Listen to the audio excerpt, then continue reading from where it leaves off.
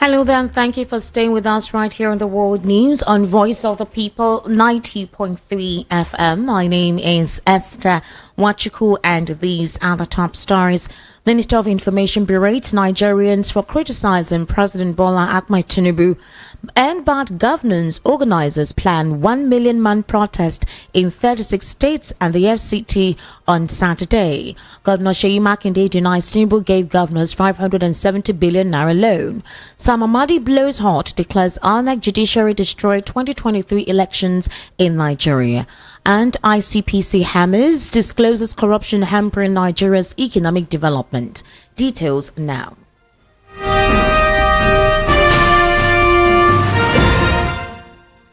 The news begins with the Minister of Information and National Orientation, Muhammad Idris, disclosing that the criticism from the opposition political parties was necessary since all major presidential candidates promised they would remove fuel subsidy.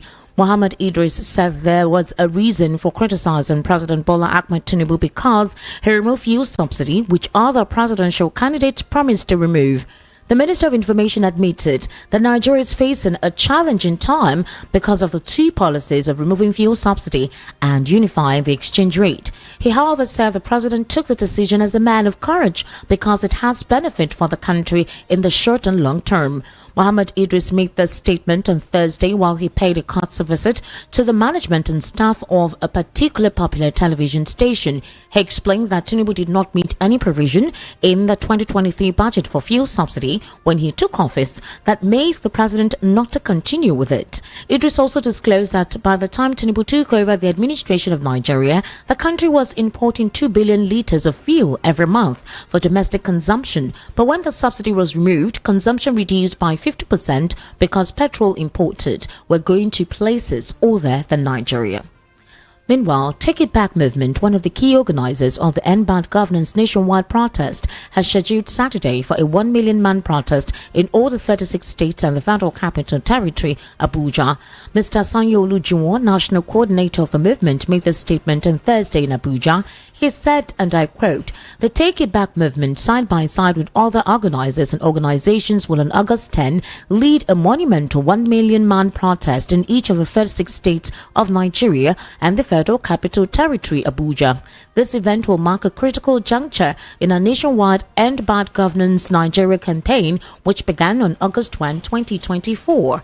It started as a planned 10-day protest, but has evolved into a sustained and widespread movement, drawing participants from every corner of Nigeria and the diaspora.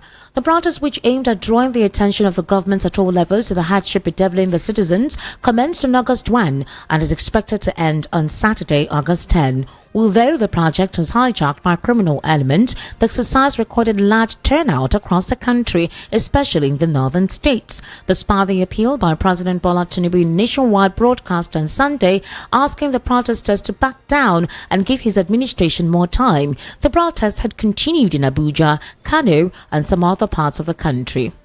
In a recent development, Seyi Makinde of Oyo State has disclosed that the 570 billion naira released to governors was not a handout or bailout from President Bola Tinubu's government to the 36 states to expand the livelihood support to citizens across the country.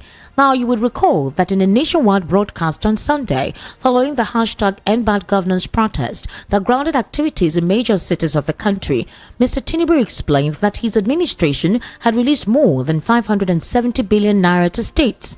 Now, on Thursday, Mr. Makinde explained that the 570 billion naira were part of the World Bank-assisted Nigeria Cares project, that is a program for results intervention aimed at helping states to recover from the ravages of the COVID-19 pandemic. Oyo State Governor said categorically, "Let me state that there is yet another case of misrepresentation of facts. The said funds were part of the World Bank-assisted NG Cares project, a program for results intervention. The World Bank facilitated an intervention to help states in Nigeria with COVID-19 recovery. CARES means COVID-19 Action Recovery Economic Stimulus. It was called Program for Results because states had to use their money in advance to implement the program. Now, after the World Bank Bank verified the amount spent by the state, it reimbursed the states through the platform provided at the federal level. The federal government did not give any state money. They were simply the conduit through which the reimbursements were made to states for money already spent. Acknowledging that the World Bank Fund was a loan and not a grant to the states, Mr. Makinde explained that each state of the Federation is expected to repay the loan, adding that the NG Cares, which was christened Oyo Cares, predated the present federal administration. Elsewhere, the director of the Abuja School of Social and Political Thought, Sam Amadi, has accused INEC and the judiciary of destroying the 2023 general elections in Nigeria. Amadi, also former executive chairman of the Nigerian Electricity Regulatory Commission, decried the political strategy in Nigeria, which he said is all about bribing INEC, judiciary, and the security. In a video, the ex-NERC boss averred that when an agency created under the law with enabling act makes rules, those rules become law.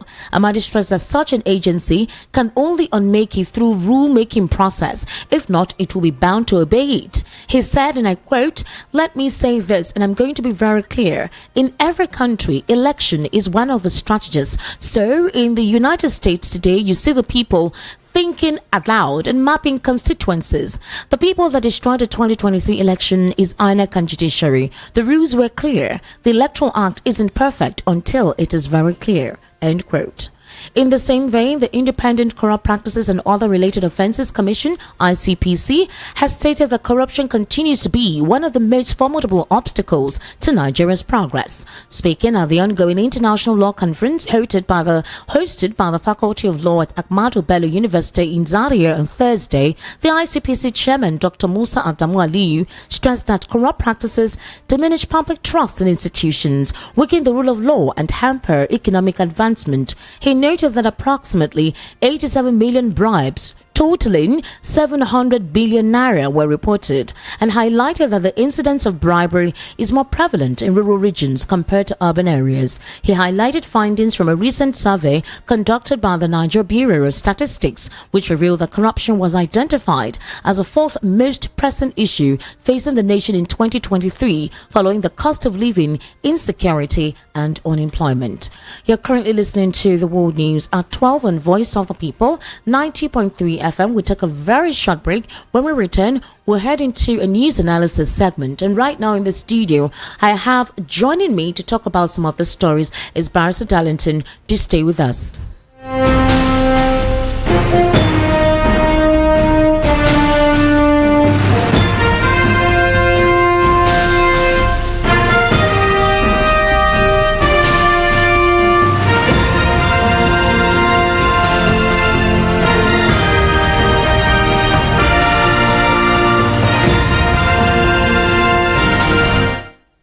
Welcome back. This is still the World News at 12 and Voice of the People, 90.3 FM.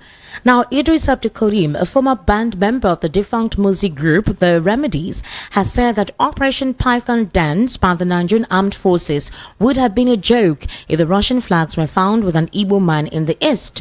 The veteran musician, who was reacting to the shocking use of Russian flags by hashtag EndBadGovernance protesters in a post on his social media handle, said that the situation would have been different if Igbos were at the center of the act. According to the multiple award-winning artist, if that was the case, then Python dance would have been a joke and it would be a ceaseless war dance in that part of town. According to him, he says, and I quote, "Let's assume that the Russian flag was found with an Igbo man. Python dance would be a joke. It would be a ceaseless dance," Idris disclosed purportedly following the hashtag EndBadGovernance protest and the hoisting of the Russian flag in the northern region of Nigeria. Barrister Darlington, thank you for joining us on the World News at 12. Thank you, Esther. How are you today? I'm fine, thank you so much. Let me first of all start off with this. Apparently, the hashtag EndBadGovernance protest, there's going to be a 1 million march on Saturday, this particular Saturday, and to actually express the grievances and the agitation of what the stifling economic situation in the country has become. Now, you know that ever since the president's broadcast on Sunday, where he appealed to Nigerians to shelve the continued protest and let his policies work, the protesters said that he did not address the agitation information of the people. Rather, he ruled out policy implementations that have been waiting to take place and hasn't taken place. His ministers too have responded. For example, the Minister of Information and Orientation has said that the demands of the agitators are incoherent. Also, other ministers have actually disclosed that the demands of the people are unfounded and misguided. What's your take on this? And do you think the 1 million march will make any difference whatsoever? Thank you, Esther. I don't think so, because the actual protest was not as successful as it was announced and predicted. So this 1 million man march now, I don't know how far it will go, because the governments have already prepared their talks to do what they normally do, like what they did at Ojota during the protest. So I don't think they will allow it to. That's the way I look at it. You don't think they will allow it? I don't think so. Why are you certain about that? I think that is supposed to be like the final day for the protest. Yes. So why would you say they will not allow it? I'm talking from precedents. Okay. The government, especially the government of Lagos State, which all of us witness, they are good at unleashing talks to counter every protest in Lagos State.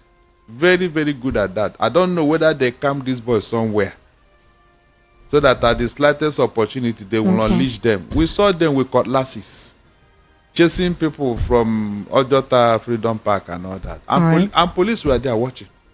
Police was there watching them. They didn't ask them, what are you doing with cutlass?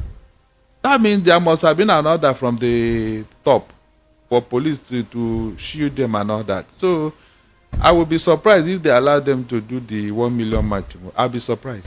But the fact that it may not really be active in Lagos, it's been active in some other states. The northern youths, despite the curfew imposed, came out en masse to participate in the protest. We've seen how the protest evolved in that axis. So if it's going to be a 1 million march, how do you think the security operatives will actually curtail the excesses of the protesters? If at all, we're expecting nothing goes out of hand, but how do you think they'll curtail it? From all indication, the protesters have been very peaceful. They even said it that they are going. It is when government intervene with their talks that things go awry.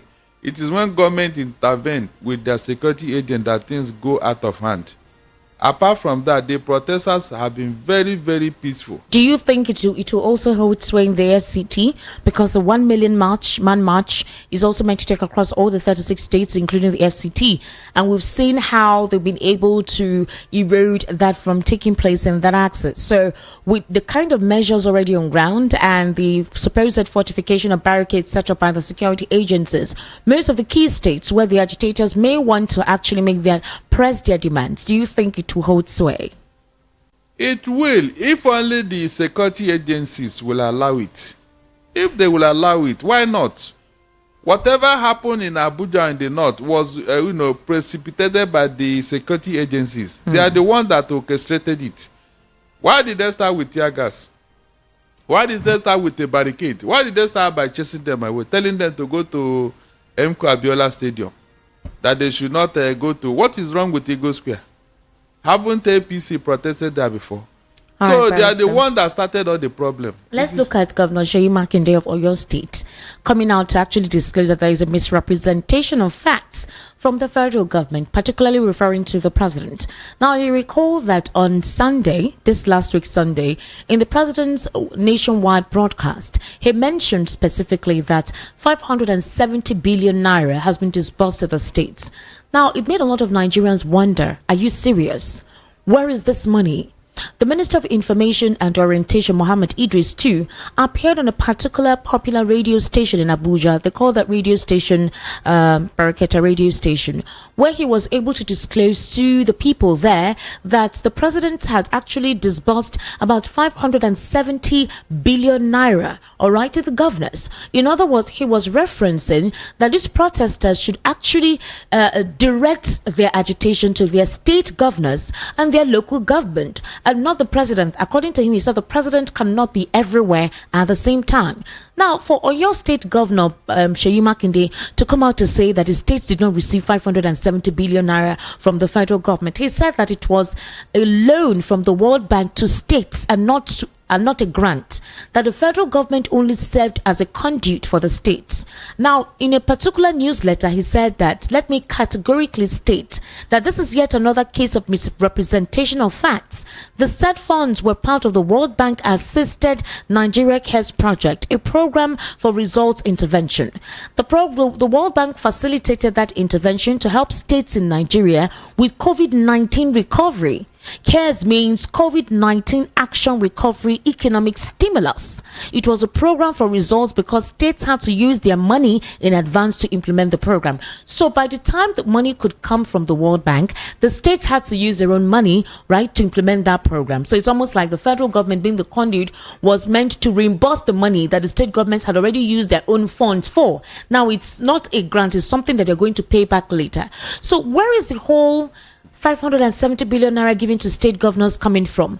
As if it's a loan given to the governors to possibly help as a result of the subsidy removal policy implemented, or it's a result to help cushion the effect of the stifling economic situation being experienced. And the people are already querying the governors what's going on? We were told that you were giving 570 billion naira. So where is the result of this money? This is a fraudulent lies. That is fraudulent lies of the highest order. Look at when COVID-19 happened. And look at when Tinubu came into office. And he's claiming credit too for something that happened before he came into office. You can imagine. Esther, you can imagine the level of deceit. But why though? My question is, he why? wants to claim credit that he has been giving money to states, whereas he did not. Esther, everything Tinubu had promised Nigeria, he's not ready to do any of them. That's why he's using propaganda. It's only the Oyo State governor that is coming out to say something. The other governors have not said anything to buttress what he just said. Because he's a PDP governor. He's a PDP. Remember, this is not the first time. Remember the 30 billion naira he said he gave all the state. It was the same Makinde who came out and said no, that he did not receive any money. One other state, one other, follow suit and all that. Can you just imagine? Esther, can you just imagine fraudulent lies coming from the highest authority in this land? That is how they told you there. Look at what. Even the statement he made, the so-called tweet he made that was on Wednesday after the one on Saturday, on Sunday, is now a subject of controversy. It was something that he did last year, and somebody is tweeting it and retweeting it. What is going on in that Asoro, for God's sake? You mean to tell the truth is now a problem for a government? That means this is something he's supposed to do that he did not do. And he's now using propaganda to cover it. Because the money from the subsidy, I've been asking questions and say, where is the money? The 24 trillion naira you have borrowed since 1 year now, where did you put it? Where is the money? It means that Tinubu is not ready to do anything. That is why he has resorted to this propaganda. Can you just imagine? Barrister, again, let me come back to just yesterday. There was supposedly a cold war amongst the president's aides. You recall that 2 days ago, we saw a particular statement on some verified social media handles of presidential aides that the president did another video. This time around, this video was addressing the plight of the agitators of the hashtag EndBadGovernance protest. Now, this particular video supposedly was meant to rebuff the first one he did on Sunday, where a lot of the protesters or Nigerians had actually said the president did not do well because the core issues you were meant to address, you did not address it. So why coming to address it now? Maybe it's just protocol because you're coming late. Your advisors had told you that this is what you were supposed to say and this is what the people expected you to address, but you did not do so. And it's quite unfortunate because that particular video was retweeted on other handles of the president's media aide. All for Bayo Onanuga to come out yesterday to tell us that it was an old video. And it was not a recent video. So where did the other special aides to the president, where did they get this video to repost on their social media handle? Because according to what he said for a start, what the Tinubu presidency did with the old video is to actually cushion and plead with Nigerians at the time. But Atiku's aide, Ibe Kachiko, has come out to say that this was deliberate. It was a wool that was meant to be pulled over the eyes of Nigerians with a view to distract them. That it's a mannerism that is symptomatic of of this administration, which brings us back to the situation of transparency. So there are always inconsistencies within the camp of the special aides or spokespersons of the president to the true realities on ground. Sometimes the president doesn't come out to make clarifications. Sometimes they say it's because he doesn't talk that we have several speculations. So the question is this, which is bringing me back to what Oyo State Governor has said. What exactly is wrong with just saying things as they are and not going back and forth and being inconsistent? And at the end of the day, we get to realize that none of these things are true. Esther, what is a snake known for? A snake is always long. That's the first characteristic of a snake. Whenever you see a snake, it's very long and then it bites. So how can a snake just change its character? It's not possible. It can never be. Barrister Darlington, this administration had complained that there is a lot of misinformation coming from the camp of the opposition political parties. Others have alluded to the fact that it is those who were not happy with the fact that they did not win the 2023 elections, that their aim is to use propaganda, fake news and misinformation to balkanize the administration of President Bola Ahmed Tinubu. But when we see most of the ethnic statements and ethnic sentiments, misinformation, propaganda information, they usually come from the presidency. And then why is that the case? Because that is why it is always good to allow a liar to continue, because at a point he will tell lie that will contradict himself. He will tell lie that will now indict him. He will tell lie that will be looking for another lie to cover the first lie. Is it possible that Mohammed Idris will come out to address this statement that the Oyo State Governor had made? Because he had tried to go what you call a media round. Ever since the hashtag EndBadGovernance protest commenced, some of his ministers have been holding seminars, lectures, educating and trying to orientate the minds of the people, reiterating the policies of this administration. And over they keep saying the same thing. So do you think they will come out to address what Governor Seyi Makinde just said? No, they cannot, because when the Dubai thing happened, the 640,000 naira for verification of documents from aviation minister, up to today nobody uttered a word. Up to today nobody, because look, when something is very obvious, it will be difficult for you to contradict it. So they are not coming to say anything because their secret has been exposed. The lie that has been. Ask yourself, why is it that Bayo Nonoga and Ajuri in Galali cannot coordinate properly? Look at how they've been speaking from both sides of their mouth in that presidency. And Tinubu is there. He couldn't even, he don't know that these people are deliberately demarketing him. They are painting him in bad light. And because Tinubu doesn't even know what to do, he doesn't even know how to confront them. That's why he kept quiet. And people are now looking at him from one. Look, I am not surprised, because if you look at the character of the person we are talking about here, I can never be surprised. He has never done anything that you can go to bank and say yes. He can never write a check for you, and that check will not will be honored in the bank. Well, Barrister, let's look at this. For a former deputy national chairman of the People's Democratic Party, Chief Olabode George, he urged the president to do something about his policies, to revisit some of his policies to put smiles on the faces of Nigerians. He gave this advice while he was addressing a news conference on the state of the nation in Lagos. And he called on the president to unravel issues around oil and gas, as well as power sectors, to get the country out of the woods.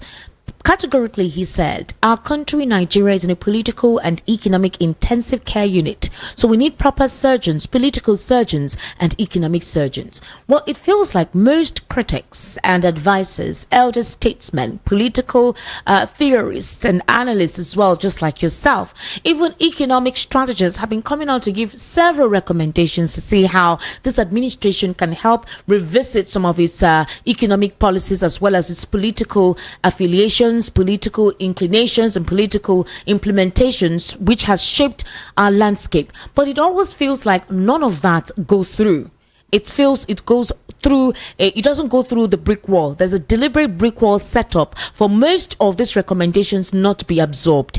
Is it deliberate from the part of the presidency, or is it that the aides don't let the president know some of these things? Is it that when he's within the Aso Villa, he isolates himself, doesn't watch the news, is not told of current information across, and so literally he's obtuse on what is actually going on around him? Why is it that things that concern Tinubu, his selfish interests, he's very quick in addressing it. Can you help me mention some of those things that concerns him that he's quick to address it? Fine.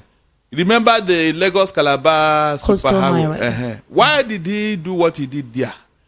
No discussion, no appropriation, nothing. All of a sudden, why do you think he was ordering that project? So these are the things we are talking about.